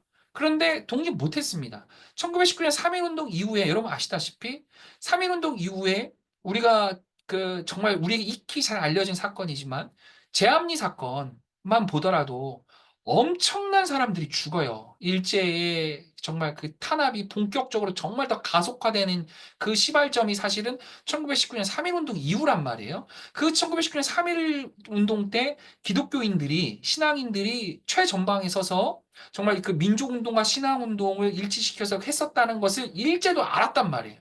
그래서 그 근거지를 민족운동가들, 특별히 그 기독교 신앙인들을 엄청나게 탄압하고 죽입니다. 정말 많이 죽이잖아요. 그래서 여러분 아시다시피 제암리 사건 같은 경우에 사람들을, 교인들을 마을 사람들한테 일본 제국주의자들이 와가지고 마을 사람들, 여보세요, 모이세요, 교회 앞으로 다 모이세요, 전달 사항 있습니다. 교인들을 다, 아니, 성도, 그 모든 마을 사람들을 다 교회에다가 넣어요. 그리고 문 잠그고 밖에서 총질하고 그것도 모자라서 불살라 죽이는 만행이 나타나는 게 제암리 학살 사건이지 않습니까? 그게 언제입니까? 그게 1919년 3월 이후에 나타나는 지금 그 상황이에요. 그 상황 가운데서 송창근 목사님이 이걸 한 거예요. 이 기도를. 지금 내가 너무나 힘이 듭니다. 민족을 생각하면 해방도 보이지 않는 것 같고, 너무나 이 많은 탄압과 이 압박과 정말 이 지금 이 죽음의 이 두려움이 엄습하는 이 상황 가운데서 너무나 너무 힘이 듭니다. 이 중한 짐을 어찌하오리까? 내 주여 도우소서라고 하는 자신의 진짜 이 민족을 사랑하는, 이런 교회를 사랑하는 이 마음이 이 주구절절하게 담겨져 있는 기도가 이 기도예요. 그러면서 여기까지 같이 쓰죠. 그랬더니 기도를 하는 중에 나의 귀에 들리는 말씀. 나의 은혜는 쉽고 나의 짐은 가볍다 하시더라. 저는 이 목사님이 이러한 여러 그 민족 운동도 감당하고 교회를 또 개척하고 그리고 많은 목회도 감당하고 글도 많이 쓰고 강연도 하고 그리고 감옥살이 하고 이렇게 하는 그 모든 그 근거가 저는 이 말씀에서 퍼오른 그 힘과 그리고 그것을 또 하나님 앞에 이렇게 진솔하게 기도하고 응답이 되어지는 이 영적 체험, 이 영성이 이 말씀과 기도의 영성에서 저는 있다라고 저는 보는 것이죠. 그래서 아까도 말씀드렸던 이 부분이에요. 이 신구약 전서에 연락된 관계라고 하는 이 글을 썼던 것이 사실은 그 지점인 거예요. 아까 말씀드렸던 대로 구약 성경 폐기론이 막 득세하고 이야기되어졌던 당시에 송창근 목사님이 야, 그거 그렇지 않아요. 신구약 성경은요, 다 모두 함께 연결되어 있는 하나님 말씀입니다라고 얘기하는 거예요. 우리 주께서도 구약 성서 항상 읽으셨고요. 그리고 고요히 생각하사 이 보물단지 구약 성서를 보물단지라고 얘기하고 있습니다. 이 보물단지, 성서를 보물단지라고 얘기해요. 이 보물단지로부터 하나님의 뜻과 자기의 천직을 깨달았다는 사실이 그리스도를 신앙생활에 나타내고자 하는 우리에게 가장 고상한 생각을 가만히 보임도 또한 이러한 이유에서입니다. 라고 해서 성경을, 특별히 이제 성경을 보물단지로 인식할 만큼 그가 말씀을 얼마나 어떻게 생각했는지에 대한 전거를 우리가 찾을 수 있죠. 자, 그래서 보물단지 하나님의 뜻을 깨달을 수 있는 계시임을 다시 한번 이야기해 줬었던 것이죠. 그래서 프란시스의 청빙 영성에서 그 말씀과 기도의 영성이라는 부분이 사실은 있어요. 그래서 그 프란시스의 청빙 영성의 특징 중에 하나가 말씀과 기도의 영성인데 이 부분을 송창근 목사님이 성빙 영성으로서 계승 발전시켰다라고 하는 것이 그냥 저의 주장이기도 하죠. 두 번째는 겸손과 순종의 영성이다라고 저는 이제 정의를 했습니다. 이 두 번째의 영성으로 말미암아 송창근은 민족 목회를 감당할 수 있었다라고 하죠. 이 부분 되게 중요한 이제 이야기이기도 한데, 먼저 지혜 있는 자와 통달자의 행위를 벗어버리고 어린아이의 생활, 전성이라고도 하는데 어린아이의 생활, 즉 직감, 직관의 생활을 하시기 바랍니다. 그리하여 장차 우리 조선 교회를 굳건한 신앙의 터 위에 건설할 수 있도록 노력합시다. 우리 조선 기독교로 하여금 동양의 여러 나라를 위하여 산 위에 세운 성이 되게 합시다. 세계의 모든 기독교회가 지혜 있는 자와 통달한 자의 부류에 있기를 스스로 원함으로써 우리 주께서 값없이 허락하신 소금의 역할과 산 위에 세운 성으로서의 영예를 포기하는 오늘날 오직 우리 조선 기독교회가 예수와 같은 갓난아기의 신앙에 거함으로써 주께서 다시 오시는 영광의 날을 준비합시다. 라고 23년도 7월 달에 쓴 글이거든요. 여기 보면 먼저 지혜 있는 자와 통달자의 행위를 벗어버리래요. 그리고 뭐 해야 돼요? 어린아이의 생활. 어린아이. 이 어린아이는 들으면 듣는 대로 하고요. 하라면 하라는 대로 하죠. 직감, 직관의 생활을 하시기 바랍니다. 그래서 저는 이렇게 쓴 거예요. 송창근 목사는 겸손과 순종의 영성을 토대로 예수와 같은 갓난아기의 신앙에 이르게 될 때 비로소 주께서 다시 오시는 영광의 날을 맞이할 수 있다고 보았다. 그죠? 예수와 같은 갓난아기의 신앙에 거할 때 주께서 다시 오시는 영광의 날을 준비할 수 있다. 그래서 이러한 때가 됐을 때 그가 희망하고 꿈꾸는 민족교와 민족구원의 모습이 바로 이런 모습이었다는 거죠. 예수와 같은 갓난아기의 신앙에 거하는 그때 저는 이게 과연 어떤 모습일까 좀 한번 참 어, 궁금하기도 하죠. 저희가 진짜로 우리 모든 교회가 진짜로 최소한 이 기장교회만큼이라도 예수와 같은 갓난아기의 신앙에 다 거할 수 있는 그러한 신앙으로서의 어떤 영성을 추구할 수 있는 어떤 그런 교회들이 모인 교단. 그래서 정말 이 민족교회, 민족 구원의 모습을 꿈꾸고 이야기할 수 있는 그런 교회들. 뭐 참 멋있겠다 싶어요. 그죠? 마지막으로 이제 사회 참여 영성인데 이제 쓴 글이 이런 거죠. 이제 송창 목사님 뭐라고 여기를 쓰냐면 이 조선 기독교의 장래와 신앙 문제에 대한 부분이죠. 실제로 이제까지 많은 기독교인들은 예수의 인격에 대해 완전히 초자연적이고 타계적인 것으로만 생각하였다.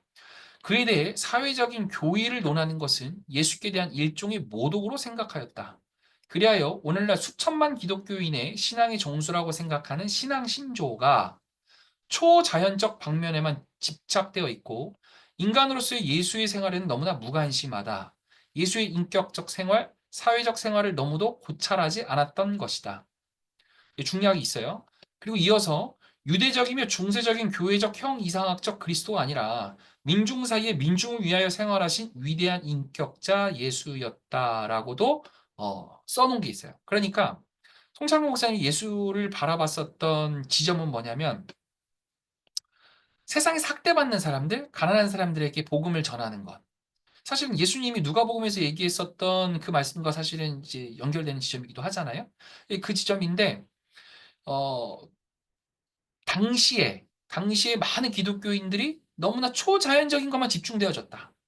저세상적이고 타계적인 것에만 너무 집중되어졌다. 그런데 예수의 삶은 예수가 가르친 것은 사실 그런 것만 있는 것은 아니다라고 하는 것을 굉장히 강조하면서 얘기하죠. 그래서 이 부분이 좀 잘 집중해 보셨으면 좋겠어요.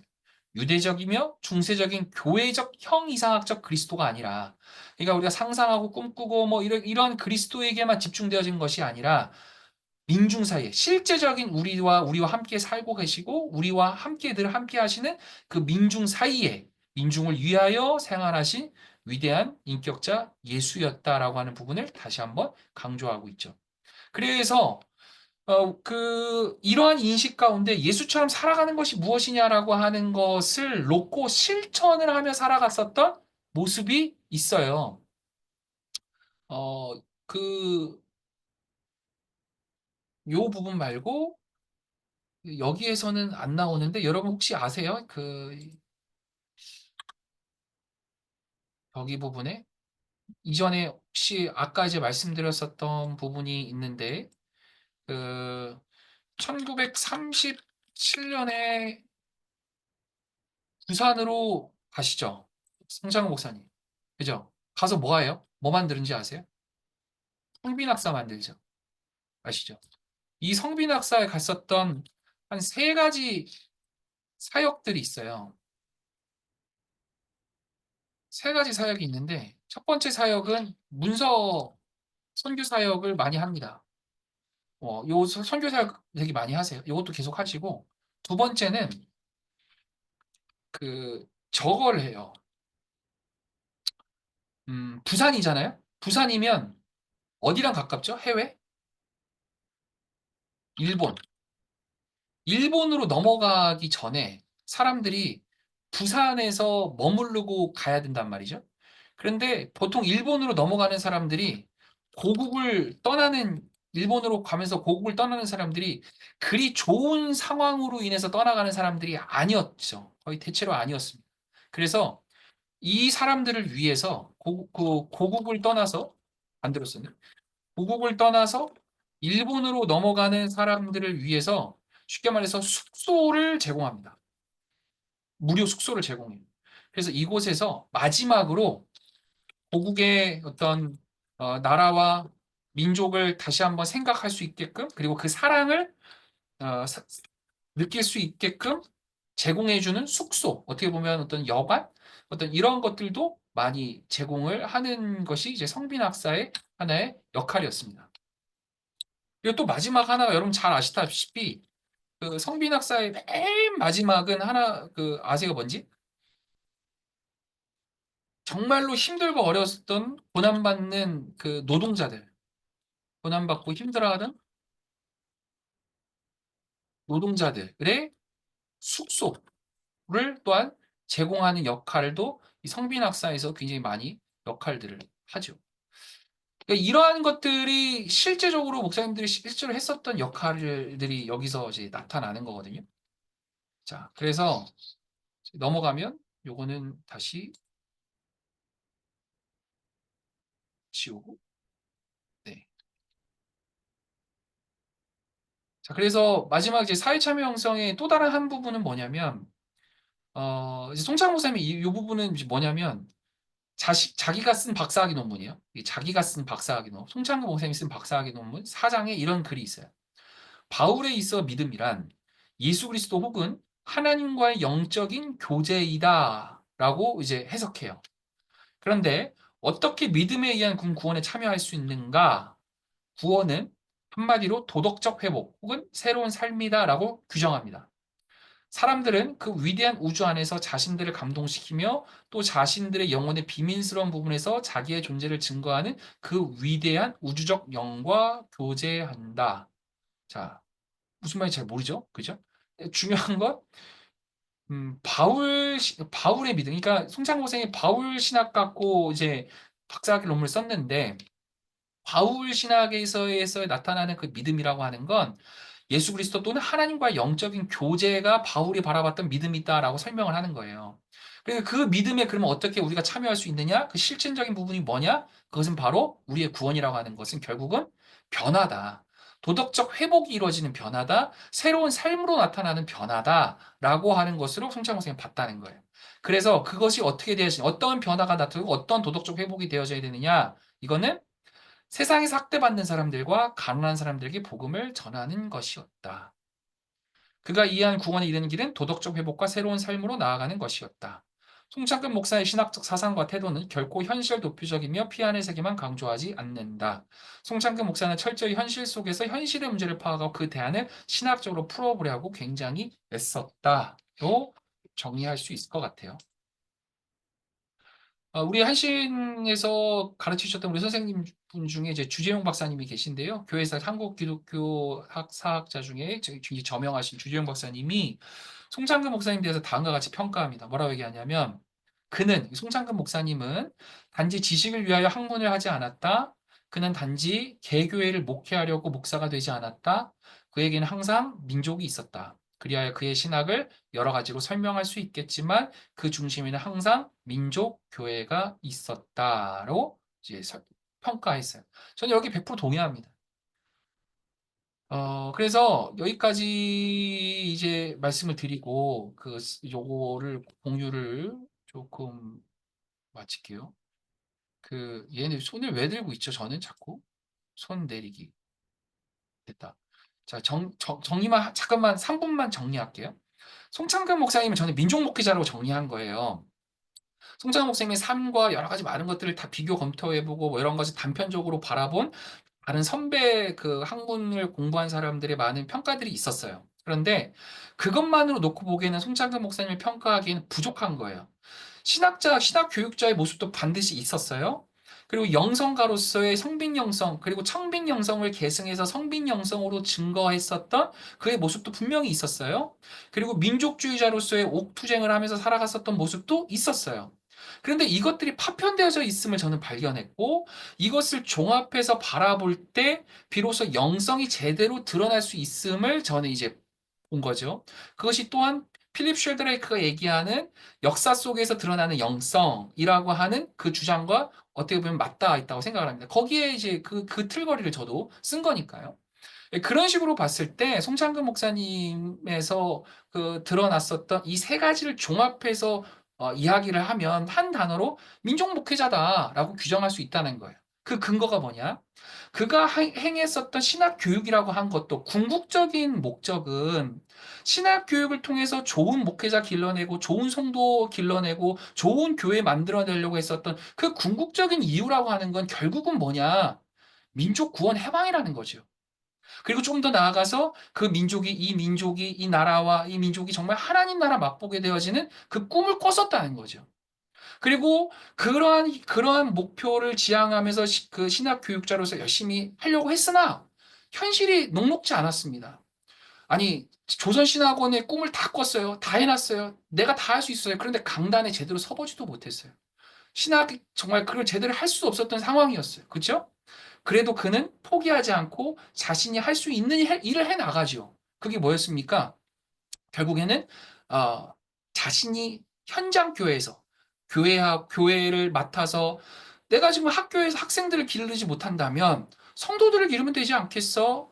또는 사람들을 내가 거기서 가르치면 되지 않겠어? 라고 해서 서울 성남교회에서 교인들을 대상으로 해서 엄청난 그 또 교양교육, 신앙교육, 신학교육을 펼쳐나갑니다. 그래서 실제로 그 성남 교회사 자료에 의하면요. 그 당시에 어떤 조선신학원 그 학교보다도 더 많은 사람들이 많이 몰려와서 늘 그 자리가 꽉꽉 찼었다 그래요. 그러한 꿈을 가지고 그 자리에 있는 자리에서 신학교육을 계속해서 펼쳐나갑니다. 교인들을 가르칩니다. 그리고 자신이 갖고 있었던 그 민족 해방의 꿈을 계속해서 또 펼쳐나가는 꿈을 교회 현장을 통해서 또 펼쳐나가는 위대한 또 목회자의 역량을 또 펼쳐가시기도 하죠. 근데 그러한 모든 이 근거는 무엇이었다? 개교의 중심만을 위한 것이 또 아니었다. 그냥 내 교회, 내가 개척한 교회, 이것만을 위한 교회가 아니라 주재영 목사님, 주재영 교수님 얘기했던 것처럼 개교회를 목회하려고 한 목사가 된 게 아니라 민족을 위해서, 정말 이 교단을 위해서, 아니, 교단을 뛰어넘어 이 지금 고난받고 있는 어려운 가운데 놓여져 있는 이 나라와 민족이 하나님 나라가 되어지는 그 꿈을 위해서 그는 목회했고, 그리고 가르치는 일도 했고, 실제로 젊은 나이 때는 옥도 감옥에 가는 그 모든 여정도 감내했었던 그런 투쟁도 그에게 있었다. 그래서 그는 민족 목회자였다라고 저는 이제 주장하는 것이죠. 저 여기까지 하고요. 혹시 제가 아까 좀 우리 교수님 또는 우리 김교민 목사님 그 얘기하는 거 별로 이게 졸려가지고 잘 안 들었어요. 이거 좀 설명해 주세요. 그러면은 제가 조금 더 설명해 드릴 수 있는 시간이 있을 것 같습니다. 혹시 질문 있으시면 말씀해 주시고 이야기해 주실 거 있으시면 말씀해 주실 수 있을까요?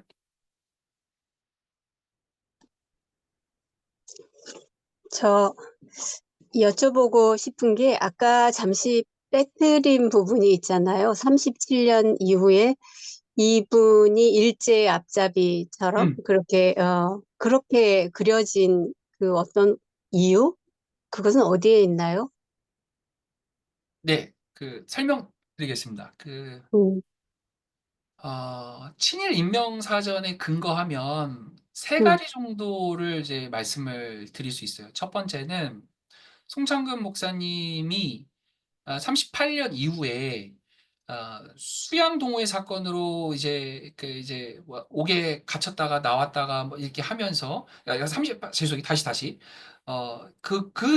이제 근거 자료로 얘기하는 게 첫 번째가 뭐냐면 어, 일제강점기하 특히 이제 38년 넘어가면은 총동원령이 내려지잖아요. 일제가 이제 자기네가 이제 패망하기 직전이니까 총동원령을 내려서 모든 그 독립운동에 대한 어떤 조직들 이런 걸 일망타진하기 위한 총동원령을 내리거든요. 엄청난 그 공세를 가하는데 그러한 과정 가운데서 아까 얘기했었던 수양동호회를 했었던 흥사단 뭐 또는 뭐 몇몇 그 이런 대표적인 민족 그 기관들 이런 데를 이제 잡아서 그 지도자들 사람들을 잡아서 뭘 쓰게끔 했냐면 사상 전향 합의서를 쓰게끔 했습니다.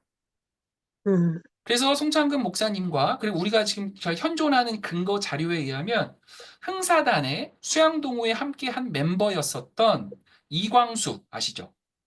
음, 이광수의 처의 집에서 좀 궁금하지 않아요? 저는 그게 왜 이광수의 처의 집이라고 했는지 저는 아직 그게 풀리지가 않는데 이광수랑 이광수의 처랑 같이 안 살았었나요? 잘 모르겠죠. 음, 그런데 아무튼 이광수의 처의 집이라 그래. 그래서 이광수의 처의 집에서 사람들이 모여서 우리는 사상을 전향합니다라고 하는 것에 사인해요. 음, 그래서 송창근도 거기에 이름에 사인했어요. 자, 그것이 첫 번째입니다. 두 음, 번째는요, 크게 두 가지예요. 이제 그게 첫 번째고 두 번째는 부역했어요.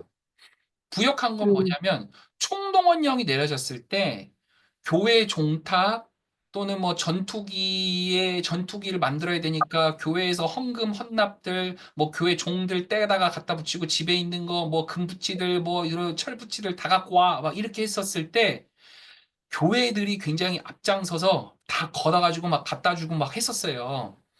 근데 음, 그때 당시에 총무국장, 그러니까 일본에서 일제가 그 역할을 너희들이 가장 잘할 수 있는 사람 한 명을 뽑아가지고, 쉽게 말해서 앞잡이 한 명 뽑아가지고 너희들을 잘 설득시킬 수 있고 영향력 있는 사람 한 명을 뽑아가지고 그 일을 시켰는데 그 사람이 총무국장이 송창근 목사님이었어요. 그래서 음, 송창근 목사님 사인이 들어가 있어요. 그러니까 비행기 헌납하시오. 저기 어디 어디 교회 비행기 헌납하시오. 어디 물자 다 갖고 오시오. 라고 하는 것을 지시 명령했었던 사인이 담겨져 있는 사람이 누구 사인이다? 송창근 목사님 사인이에요. 그러니까 요 그 근거 자료를 딱 놓고 보면 송창근 목사님 친일파 맞습니까? 안 맞습니까? 음, 친일파 맞아요. 친일파 맞죠. 자, 그런데 제가 저는 아직 그 힘도 없고, 그리고 이제 똑똑하지도 않고, 그래서 이거를 논리 정연하게 아직 학술적으로 다 풀어내지 못했어요. 그래서 정말 반박을 제대로 다 못한 것이 좀 아쉬운 부분이 있습니다만, 여러분들은 그냥 정서적으로 이해하고 들어주세요. 그냥 정서적으로. 자, 제가 반박을 했었던 첫 번째 근거는 뭐였냐면, 실제로 그 사상 전향 합의서를 원문 있죠. 일본어로 써져 있고 한문으로 이렇게 혼합 병기된 원서를 우리 이제 선생님들께 제가 이거 좀 번역 좀 부탁드리겠습니다. 이렇게 해서 번역을 받아서 이렇게 듣고 보고 자세히 살펴보니까요. 거기서 조금 유의미한 해석을 달리할 음, 수 있겠다 싶은 것들이 발견이 됐어요. 그게 뭐냐면 음, 사상 전향 합의서에 서명할 당시에 참관인이 있었습니다. 그런데 그 참관인이 누구였냐면 일본의 순사들이었습니다. 음, 그것이 세 명이 있었어요. 일본인 두 명이 있었고, 하여튼 둘 중에 하나예요. 일본인이 두 명이었든지, 조선인이 한 명이었든지, 조선인이 두 명이었든지, 일본인이 한 명이었든지, 제가 기억이 가물가물한데, 음, 어찌됐든, 참관인 순사들이 세 명이 있었고, 참관인이 있었다라고 하는 것이 음, 그 문서에 분명히 기록되어져 있습니다. 또 하나 있어요. 또 하나는 뭐냐면, 당시에 아까 말씀드렸다시피 1937년도, 38년도에 송창근 목사님 그 수양동호회 사건으로 인해서 재판 받았어요, 안 받았어요? 재판 받았어요. 그리고 옥살이 하고 있었던 중이었어요. 그렇죠? 그런데 제가 처음에 사실 이거 말이 되냐? 이거 이상하다라고 싶었던 게 사실 그 지점이었는데 뭐였냐면 어, 그 서명 날인했다라고 하는 그 시기 쌓인 시점이 감옥에 들어가 있어야 될 시점인 거예요. 그러면 뭐가 안 맞잖아요. 감옥에 있어야 되는 사람이 어떻게 이광수의 처에 집에서 모여가지고 사상전향 합의서 사인을 어떻게 했지? 두 명이었나? 아니면 조작된 건가? 둘 중에 하나인 거거든요. 그럼 뭐지? 그래서 이거를 좀 열심히 이렇게 찾고 이렇게 선배님들한테도 묻고 이렇게 하다가 뭘 발견했냐면 보석 중이었구나라고 하는 걸 발견했어요. 자, 이 사상전향 합의서에 사인한 건요. 모든 대상자, 그 당시에 놓여져 있었던 모든 대상자는 다 보석 중인 상태였습니다. 그러면 우리가 합리적인 추론이 좀 가능해져요. 야, 너 지금 옥살이 지금 한 7개월 남았거든? 너 지금 보석 중이지? 너 이거 사인 안 할 거야? 너 그럼 다시 감옥 가야 돼. 너 이거 사인 만약에 할 거야? 그러면 내가 그냥 보석 계속 연장해 줄게. 라고 추론할 수 있겠죠. 추론할 수 있겠죠. 그런데 이 합리적 추론이 조금 더 설득력이 있는 거라고 제가 주장하는 바가 또 뭐가 있냐면 실제로 보석을 이렇게 한 상황 가운데서 최종적으로 재판 결과가 나오거든요. 서명한 다음에 무죄 재판이 나와요. 그러니까 모르겠어요. 인과관계에 대한 부분을 정확하게 제가 다 알 수는 없으나, 첫 번째, 자, 첫 번째의 그 지적에 대한 부분은 사상전향 합의서에 대한 부분으로 너 친일파야라고 하는 부분은, 해소될 수 있을 것 같은데, 이거 그렇지 않을 것 같은데라고 하는 부분이 어느 정도 해소될 수 있겠다 싶어요. 그죠? 두 번째는, 그 사인 날인한 거 있잖아요. 그 이제 총무국장으로서 서명 날인 사인한 거. 6개월? 짧은 건 1개월이었어요. 그 장들을 맡았던 거. 그러니까 몇 개의 장들 한 두세 개 맡았어요. 송창근 목사님이요. 당시에 어마어마한 교계 인사였어요. 그러니까 지금 예를 들어서 2025년에 대한민국 상황으로 치자면 대한민국에서 김규민 목사 이 정도? 아, 죄송합니다. 이게 아니고 그 여러분 웃으라고 한 얘기예요. 웃으시라고. 2025년에 어마어마한 이름값을 네임밸류를 가지고 있었던 사람이 송창근 목사님이었다고요. 그러니까 그 사람의 이름값으로 이름을 대표해서 장들을 맡긴 거예요. 조선 기독총연맹이니 뭐니 뭐 이런 장들을 다 맡겨놨어요. 그래서 그 맡겨놓고 너 사인해야 돼. 이렇게 해서 뭐 그거 하지 않았으면 어쩔 수 없다라고 비판한다면 그건 비판받아야 된다고 생각을 해요. 그런데 제가 아까 말씀드렸죠. 맨 처음에 영성적 측면으로 우리 함께 보자. 그러니까 역사를 우리가 평가하고 역사적 인물을 평가할 때 영성적 측면을 간과해서는 안 됩니다라고 하는 게 저희 첫 번째 주장이었잖아요. 그 이유가 뭐냐면 저는 송창근 목사님이 어떻게 보면 나중에 후에 역사적 평가에 친일파라고 하는 그 오명도 사실은 본인이 감당했을 수 있었겠다 싶어요. 저는 그 영성이 있었겠다 싶어요. 자기를 비우는데 우리가 항상 기독교 영성에서 얘기하는 자기 비움, 캐노시스를 얘기하는 그 자기 비움이 송창근 목사님에게 있어서는 자신의 모든 것들을 비워내는 거. 그리고 정말 나의 그 오명을 뒤집어 쓰는 한이 있더라도 내가 이것을 다 비워내고 이것 다른 이가 맞지 않고 내가 차라리 맞겠다. 그래서 그렇게 함으로 말미암아 민족의 최후의 보루라고 여겨졌었던 그리고 정말 교회를 그토록 사랑했었던 민족과 교회를 동일시하며 생각했었던 송창근에게 있어서 그 교회를 지키기 위한 것이라면 나 이 오명 감당할게. 저는 그 영성이 있었던 것 같아요. 그래서 송창근 목사님의 영성과 역사적인 맥락과 이 삶을 종합해 보면 해석이 좀 가능해져요. 사실 이 부분이 해석이 안 돼요. 옥을 세 번이나 갔다 온 사람이에요. 그런데 다시금 친일파가 된다고? 무엇 때문에? 왜? 그리고 또 하나 가장 결정적인 게 하나가 있어요. 송창근 목사님은 진짜 어느 어떤 다른 친일파하고는 너무 질적으로 달라요. 그게 뭔지 아세요? 정말 손에 쥔 거 하나 없이 여생을 살았습니다. 친일 후에 여러분 아시잖아요. 지금 주위에 놓여져 있는 대한민국 사회를 이끌어왔었던 뉴라이트니 뭐니 이런 사람들 보십시오. 대대손손 물려받고 살아가는 그 많은 자산들이 친일로 인해서 얻은 자산들이었지 않습니까? 송창근 목사님 그렇지 않아요. 아무것도 자기의 손에 남은 게 하나도 없었어요. 그럼 뭐하러 친일했습니까? 도대체 무엇 때문에? 왜? 이거는 근거가 없는 말이 안 되는 거예요. 이게 논리적인 근거가 성립이 되질 않는 거예요. 합리적으로. 그래서 왜 친일파를 왜 친일했을까? 그러니까 그 이유의 근거는 저는 그래서 영성에서 보는 거죠. 그래서 종합적으로 이것을 바라보고 살펴보면 정말 송창근 목사님 우리 교단에서도 너무 과소평가되진 목사님인가 싶은 정도로 저는 아쉬운 부분이 조금 있고 그리고 저는 저의 항상 이 마음속에 송창근 목사님이 좀 크게 있어요. 자신이 처한 위치에서 자신이 할 수 있는 바를 그 나라와 민족을 위해서 목회하며 살아갔었던 그 모습이 굉장히 큰 도전이 돼요. 그래서 좀 그런 부분이 참 좋았겠다 싶습니다. 예, 제가 놓칠 수 있었던 부분인데, 우리 부양숙 선생님, 질문을 도와주셔서, 설명해 줄 수 있는 기회를 주셔서 너무나 감사하고 고맙습니다. 감사합니다. 혹시 그 눈치 없이 또 질문하실 수 있으신 분은 질문하시면 또 괜찮으실 것 같아요. 네, 시간은 저희가 9시 반, 딱 2분 남았습니다. 그렇지만, 오늘 워낙 또 우리 김교희 목사님이 본인의 생각과는 다르게 너무 열정을 내셔가지고, 시간을 다 쓰셨어요, 지금. 그래가지고, 한 10분 죄송합니다. 정도 만약 허락하시면, 10분 정도 더, 좀 약간 뭐,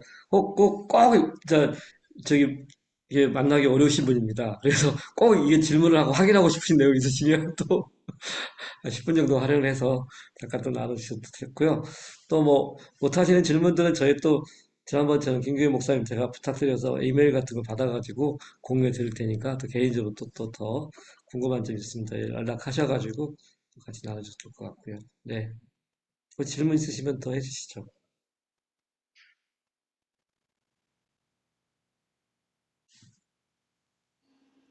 눈치 없이 질문하면 혼나니까 마치는데 자료나 우리 공유 가능하신지 좀 부탁드립니다.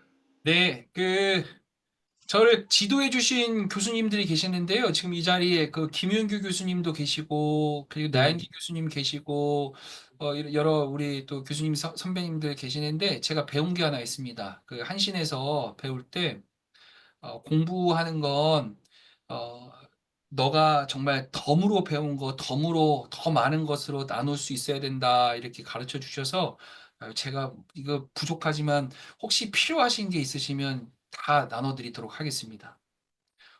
혹시 버리지 말아 주세요. 어, 네. 우리 송국산 이야기 어메이징 합니다라고 이렇게, 네, 우리 전성의 네, 나영희 교수님 한 말씀 해주시죠. 네. 네, 지금 10분을 더 주셨는데요. 눈치 없이 그래도 이런 기회가 오지 않으니까 다른 분들한테 모든 분들에게 욕을 먹을 각오를 하고 이렇게 이거 들으면서 느꼈던 그 커멘트도 하나 하고 질문도 하나 드리겠습니다. 질문은 제가 이야기하는 동안 우리 김교민 목사님, 박사님 고민하시라고 오늘 2025년 이 시기에 민족 목회자라고 부르시는 송창근 목사님이 계신다면 여기 있는 저희들과 한국 기독교 장로회와 또 우리 전신이 조선신학교 한신대학과 혹은 한국 교회를 위해서 무슨 말씀을 하실까? 아니면 어떤 일을 가장 먼저 오늘 하실까? 여기 이런 질문을 좀 드려보고 싶고요.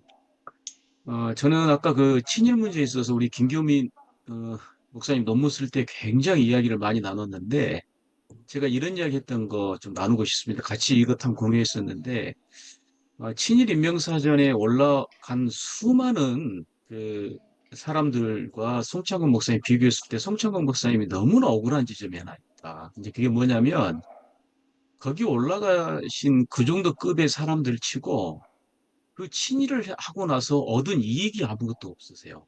이거는 제 이야기가 아니고 김재준 목사님이 그 일제 강점기와 그 해방이 되고 나서 송창근 목사님을 뵀을 때 송창근 목사님이 김재준 목사님한테 하셨던 말씀입니다. 이게 본인은 너무 억울하다. 내가 교회를 위하여 뭐를 위하여 하셨는데 내가 얻은 게 뭐가 있는가? 오히려 이런 것뿐이다. 실질적으로 무슨 이론 그걸 해가지고 그 삶 속에서 뭐 돈 한 푼 얻거나 집을 한 칸 늘리거나 이러신 적이 없어요. 이 부분들. 그러니까 이런 결과론적인 가지고 좀 추적을 해가면 그 친일의 어떤 문제들, 또 친일 인명사전에서 그 참여했던 사람들이 너무나 도식적으로 판단하는 것들이 좀 있지 않은가. 뭐 그런 좀 문제들 좀 있을 것 같습니다. 그리고 하나는 제가 지난번에 김재준 목사님의 청빈신학, 그 다음에 이제 이번에 성빈영성 송창근 목사님까지 하고 있는데, 확실히 우리 기장의 신학은 중에 하나는 정말 성빈 영성, 청빈 영성이 맞다. 이런 생각을 합니다. 그게 왜 그러냐면, 청빈 영성의 가장 배후에는 그 구원받는 삶인데, 그 구원받는 삶의 시작은 그 하나님의 형상의 회복이고, 그 하나님의 형상을 회복한다고 하는 것은 아까 송창근 말씀처럼 어린아이와 같은 그 직관의 마음으로 살아가는 삶의 회복인데, 그 회복의 시작을 어디서 봤을까 하는 것이 일제 강점기라는 상황 속에서 모든 민족이 당하는 고난, 가난, 이 문제를 온몸으로 끌어안고 그거를 신학화하고 신앙화하는 그다음에 생활 속에서 풀어낸 분들이 바로 두 분이신 것 같아요. 오늘 김교민 목사님 들으면서 다시 한번 생각이 됐고요. 근데 이게 70년, 80년대 대형 교회와 같은 이런 성장 신학이라고 하는 교회 성장이 막 일어나면서 이러한 부분이 그 가난을 귀하게 여기고 가난하게 산다고 하는 것이 물론 정말 힘들고 어렵게 산다는 것이 아니고 늘 하나님한테 겸손하고 하나님이 물질을 주셔도 자기가 쓰기보다는 자기와 남과 더불어 사는 삶이 이제 그게 청빈한 삶인데 이제 이러한 것들이 우리가 잊어버린 것 같아요. 그러다가 2025년까지 왔는데 다시 한번 교회를 갱신하고 변화시키는데 이런 가난을 귀하게 여기고 하나님한테 겸손하고 늘 성장하는 삶을 살자고 하는 이 청민과 성빈의 영성이 우리 기장의 핵심 신앙이고 참 다시 한번 생각해야 돼. 이 성장 신학과 번영 신학 속에서 그 만본주의 속에서 우리가 생각해야 될 것이 아닌가 뭐 이런 생각을 다시 한번 해봤습니다. 이상입니다. 우리 김경 목사님 제 질문 드린 거. 네. 네, 교수님 좋은 질문 감사합니다. 교수님 질문을 저는 이제 이렇게 해석했어요.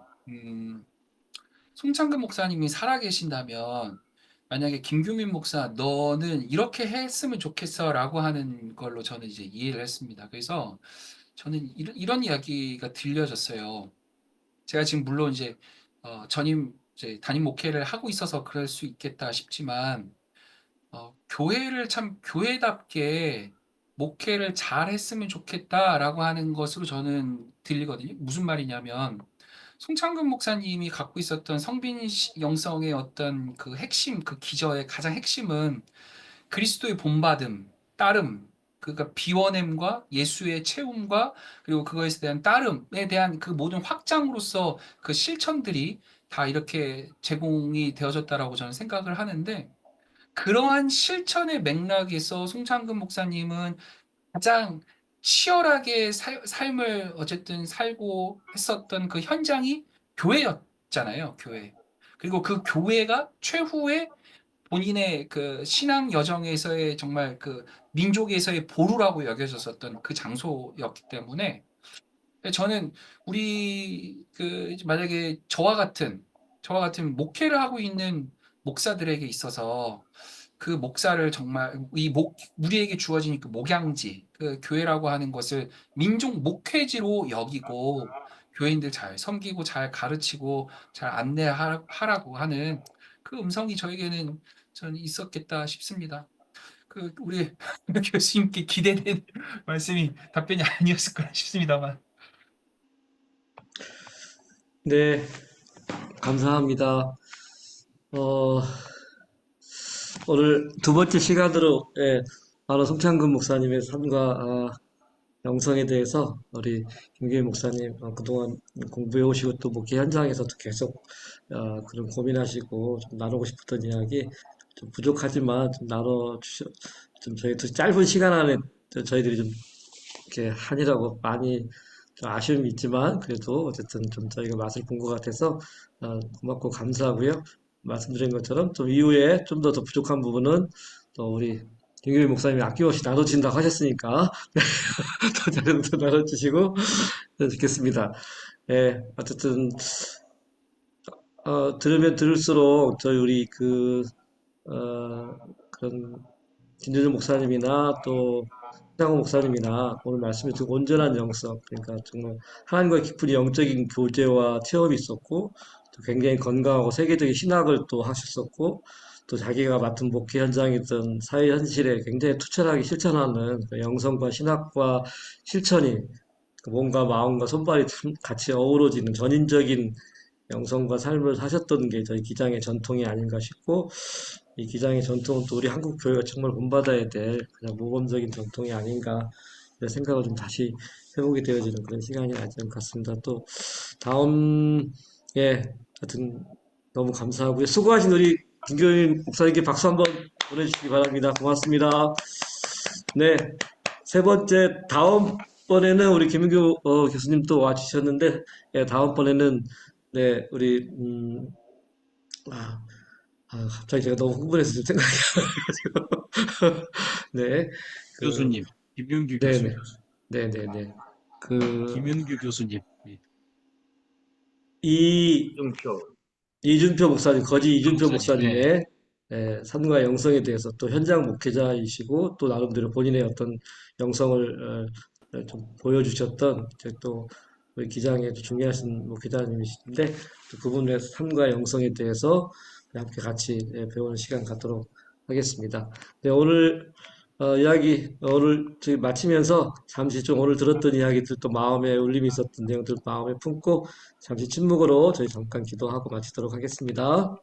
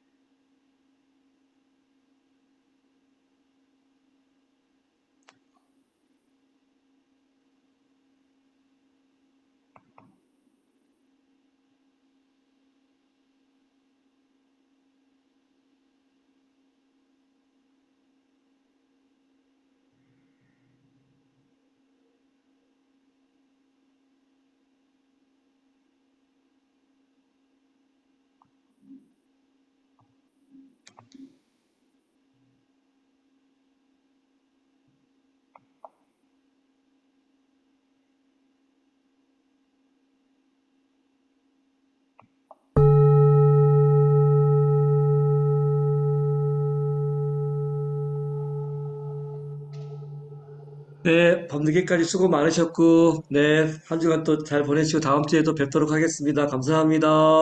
감사합니다. 수고하셨습니다. 네, 고맙습니다. 특별히, 네, 우리